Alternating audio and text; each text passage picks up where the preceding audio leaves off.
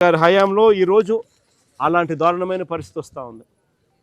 ప్రతి విషయంలోనూ చంద్రబాబు నాయుడు గారు ఇటువంటిది ఏదైనా జరిగినప్పుడు డ్రామా చేస్తాడు. వెంటనే చేసేస్తాము, వెంటనే 10,000 మంది రైతులతో ఫోన్లో మాట్లాడాడు అంటాడు. వెంటనే ఇదిగో చేసేస్తున్నామని అంటాడు. మొన్న ఏమంటాడు, ఉల్లి రైతుకి ఏమంటాడు, ఉల్లి రైతుకి ఏమన్నాడు, హెక్టార్కి 50,000 అన్నాడు. దాని ముందు 1,200 రూపాయలు పర్ క్వింటాల్ కొంటానన్నాడు. అది కొనలా, అది పోయి మళ్ళీ ఆ తర్వాత 50,000 రూపాయలు పర్ హెక్టార్కి ఇస్తాడు. అది బాయా. ఆ తర్వాత scene cut, Chandrababu topic divert, మళ్ళీ ఏదో అంటాడు. టాపిక్ డైవర్ట్ చేసేందుకు ఏదో గుడిలో లడ్డు అంటాడు, ఇంకోటి అంటాడు. అయ్యినాడు ఆంధ్రజ్యోతి టీవీ5 డంక టాపిక్ దాంట్లో డైవర్ట్ చేస్తారు. మళ్ళీ ఈ రైతులంతా మళ్ళీ రైతుల బతుకులు మళ్ళీ బస్ స్టాండే. పొగాకు రైతులైనా అంతే,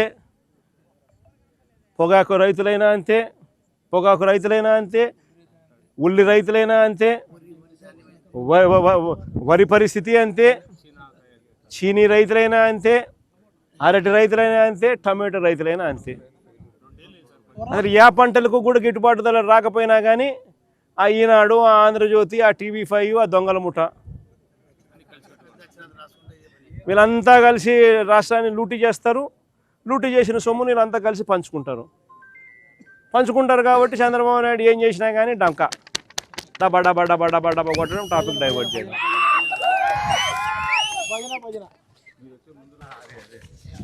నిజంగా చంద్రబాబు నాయుడు గారు గట్టిగా చెప్తా ఉన్నాం, అయ్యా చంద్రబాబు నాయుడు గారు, నువ్వు గన పట్టించుకునే కార్యక్రమం చేయకపోతే త్వరలోనే రైతుల తరఫున మరో గొప్ప ఉద్యమం మళ్ళా జరుగుతుంది. ఇప్పటికే ఫీజు రీయింబర్స్మెంట్ అందక పిల్లలు కూడా అగసాట్లు పడతా ఉన్నారు. వాళ్ళ తరఫున కూడా పోరాటం చేసే పరిస్థితులు. దాదాపుగా ఫీజు రీయింబర్స్మెంట్ డిసెంబర్కి వస్తే 8 క్వార్టర్స్ ఫీజులు కూడా ఇవ్వాల. 8 ఇంటూ ఒక్కొక్క క్వార్టర్కు 700 కోట్లు అంటే 8 ఇంటూ 7 అంటే 5,600 కోట్లు. ఇచ్చింది కేవలం 700 కోట్లు. దాదాపుగా 4,900 కోట్లు ఫీజు రీయింబర్స్మెంట్ బకాయిలు. మరో 2,200 కోట్లు వసతి దీవెన బకాయిలు. ప్రతి ఏప్రిల్ 2024, ఏప్రిల్ 2025లో ఇవ్వాల్సిన వసతి దీవెన బకాయిలు రెండు కలిపితే దాదాపుగా 6,000 చిల్లర కోట్ల రూపాయలు. పట్టించుకునే నాతుడు లేడు. రైతుల పరిస్థితి చూస్తే ఇట్టుంది. సూపర్ 6, సూపర్ 7 గాలికి ఎగిరిపోయి ఇట్లాంటి అక్కచెల్లెమ్మల పరిస్థితి చూస్తే, ఇటువంటి పిల్లల పరిస్థితి చూస్తే ఇంకా దయనీయంగా ఉంది. ఏమన్నాడు, 18 ఏళ్ళ నుండి నా అక్కచెల్లెమ్మ చూసి ఏమన్నాడు, నెలకు 1500 ఇస్తానన్నాడు కనుక, నెలకు 1500 ఇస్తానన్నాడు. సంవత్సరానికి 18,000 అన్నాడు. 2 ఏళ్ళ కలిపి 36,000 బాకీ. నీ పేరు ఏం పేరు, శివశంకర్ రెడ్డి కనపడాడు అనుకో, ఏమన్నాడు, నెలకు 3,000 రూపాయలు ఇస్తానని నిరుద్యోగ వృత్తి అన్నాడు. నెలకు 3,000 రూపాయలు నిరుద్యోగం. 2 ఏళ్ళు అయిపోయింది. 72,000 ఈ పిల్లోనికి బాకీ. 72,000 పరిస్థితి అంతే. ఆ చెల్లెమ్మకు బాకీ 36,000. ఆమె పరిస్థితి అంతే. ఈమెకు 36,000. నెలకు 1800 ఇస్తానన్నాడు. నెలకు 1500 ఇస్తానన్నాడు. సంవత్సరానికి 18,000. 2 ఏళ్ళు కలిపితే బాకీ. అమ్మఒడి అన్నాడు. అమ్మఒడి వచ్చేది తీసేసి తల్లికి వందనం అన్నాడు. 15,000 కాస్త 13,000 అన్నాడు. 13,000 కాస్త చూస్తే 8,000, 9,000, 10,000. అది కూడా 30 లక్షల మంది పిల్లలు కట్ చేసి. పెన్షన్ల పరిస్థితి చూస్తే ఏకంగా వైఎస్ఆర్సీపీ ప్రభుత్వ హయాంలో ఎన్నికల నాటికి 66 లక్షల చిల్లర పెన్షన్లు ఇస్తూ ఉంటే ఈరోజు 61 లక్షకు పడిపోయినాయి. తీసేసినారు. అంటే 5 కొత్త పెన్షన్ ఇవ్వకపోగా 5 లక్షల పెన్షన్ ఉన్నవి కట్ చేసేసినారు.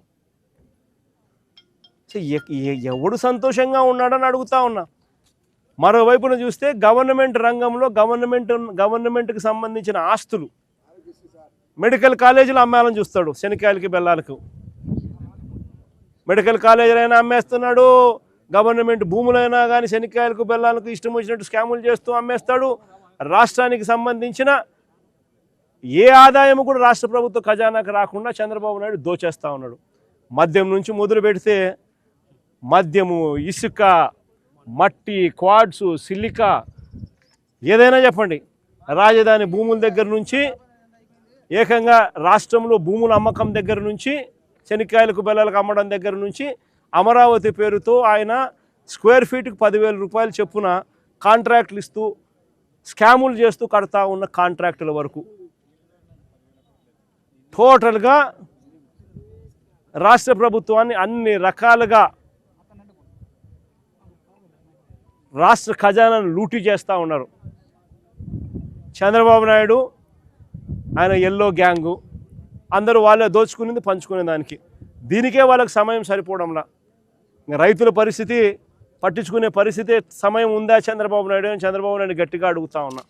అయ్యా చంద్రబాబు నాయుడు, మేలుకోకపోతే వీళ్ళందరి తరఫున రాబోయే రోజుల్లో తీవ్రమైన ఉద్యమాలు తప్పకుండా జరుగుతాయి. చంద్రబాబు నాయుడు గారిని గద్దె దింపే కాలం కూడా త్వరలోనే వస్తుంది. దేవుడు మొటికాయలు వేస్తాడు, ప్రజలు కూడా గట్టిగా చంద్రబాబు నాయుడు దింపే రోజులు త్వరలోనే ఉన్నాయని చంద్రబాబు నాయుడు గట్టిగా మందలిస్తూ చెప్తా ఉన్నా. 50% మందికి రావడం లేదు సార్. ఎవరు కంప్లీట్ చేయాలో అర్థం కావడం లేదు. చంద్రబాబు అనే ఇనుపు ముక్కలు బతున్నాడా ఆ మాట ఎవరు అడిగింది. నువ్వే చెప్పు. మా దామోదర అడుగుతున్నాడు వ్యవసాయం చెప్పు ఏమన్నాడు. అయ్యా చంద్రబాబు నాయుడు వ్యవసాయం దండగా అంటున్నావు కదా, నువ్వేమన్నా ఇనుపు ముక్కలు తిని బతున్నావా చెప్పు. ఒక్కటే మాటే, రైతు పండికు అదే రైతు ఒక్కసారి కన్యారు చేసి పంట పెట్టకోకుంటే మీరందరూ ఏం తినిపోతారు రాష్ట్ర దేశ ప్రజలు చెప్పండి. రాష్ట్ర ప్రభుత్వాలు కానీ కేంద్ర ప్రభుత్వాలు కానీ వ్యవసాయానికి మీరు దేశానికి రక్షణ ఎంత ఇంపార్టెన్స్ ఇస్తున్నారో రైతు కూడా అంతే ఇంపార్టెంట్ ఇవ్వాలని కోరుతాను మేము. పాలకా నుంచి పసిపిల్లల పాలకా నుంచి రైతు మీద ఆధారపడి బతకాల్సిందే. అట్లాంటి రైతులు ఎందుకు నిర్లక్ష్యం చేస్తున్నారు రాష్ట్ర ప్రభుత్వాలు కానీ కేంద్ర ప్రభుత్వాలు కానీ? 50%